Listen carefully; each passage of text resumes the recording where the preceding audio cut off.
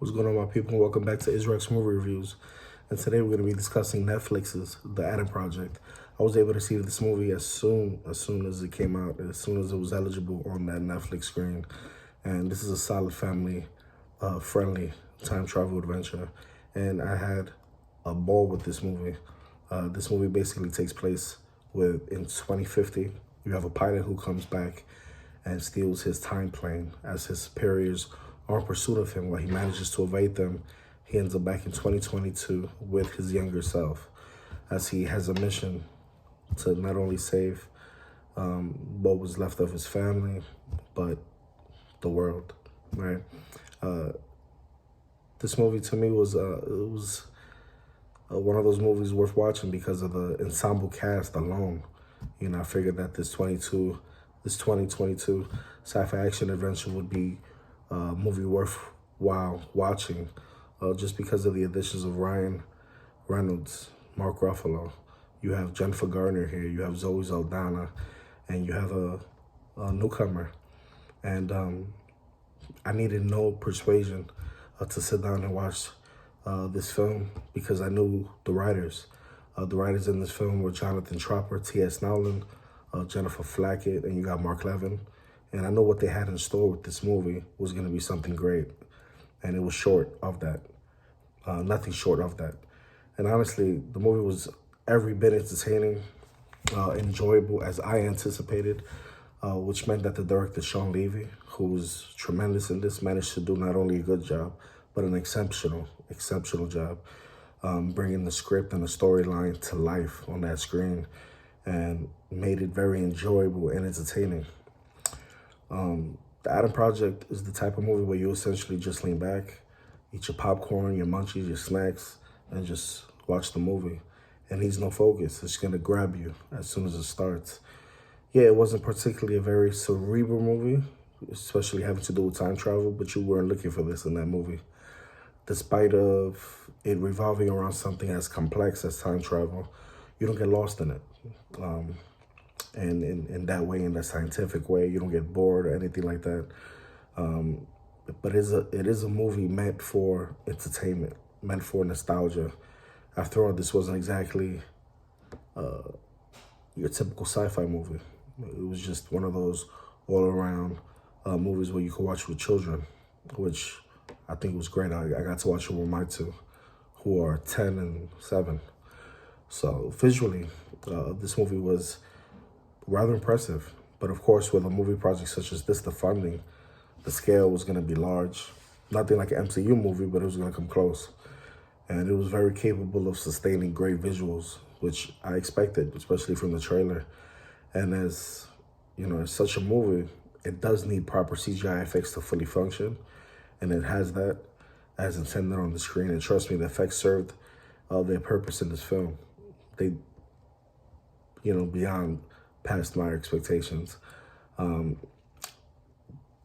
Again, the ensemble cast, which is exceptionally funny, brought together by 4 members of the Marvel Universe. You know, it's a funny little detail, especially since the Adam Project does poke fun at aforementioned MCU projects and characters, which I thought was funny. It was very self-referential. It was very meta, making fun of itself in that way. The movie, you know, had the likes of Ryan Reynolds, you know, Mark Ruffalo, Zoe Saldana, Jennifer Garner on the cast list to carry this movie, which they did quite well. In addition to the young actor Walker Scobell, who really blew me away. He really managed to stand tall amongst such established performers. This movie is certainly watchable, enjoyable. It hardly strikes me as the movie that I will be returning to watch a second time, as the storyline just didn't have all that much solid contents that I was really looking for. But it is a movie where you're gonna cry a little, you're gonna laugh a lot, you're gonna have a good time. The storyline is well developed, and while a complicated concept is well executed, it's very handled well. But this is one of those movies that the characters basically led. You know, the premise is solid. Every time the movie starts to get going with some cool action sequences, everything grinds to a halt. either for an extended scene or a little bit of character development, or they're working through their family relationship issues. And I don't have a problem with action films having emotional centers or scenes. In fact, I prefer them in all the way. But this film definitely strikes that satisfying balance, especially the relationship between Ryan Reynolds and Mark Ruffalo, and Ryan Reynolds and the newcomer, Scobell. I just thought they were very exceptional in that way. Also, I thought not only was this movie a lot of fun, as I mentioned, it reminded me of the sci-fi as I enjoyed as a youngster back in the 80s and 90s.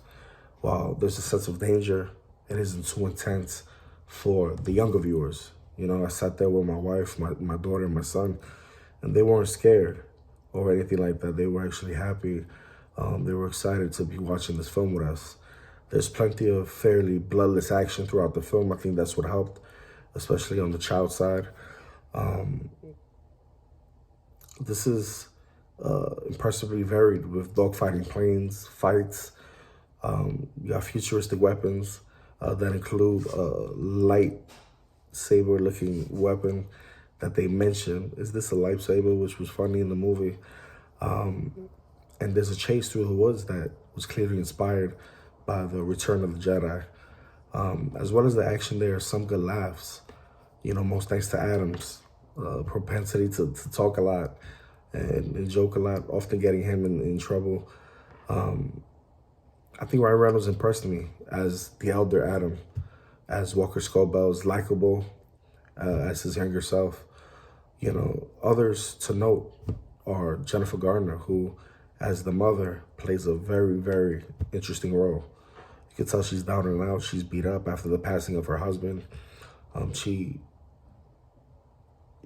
She's trying her best, but you know, the little boy's character is such a dick to his mom that, you know, she feels as if she's not doing enough, as if she was failing, but she's not.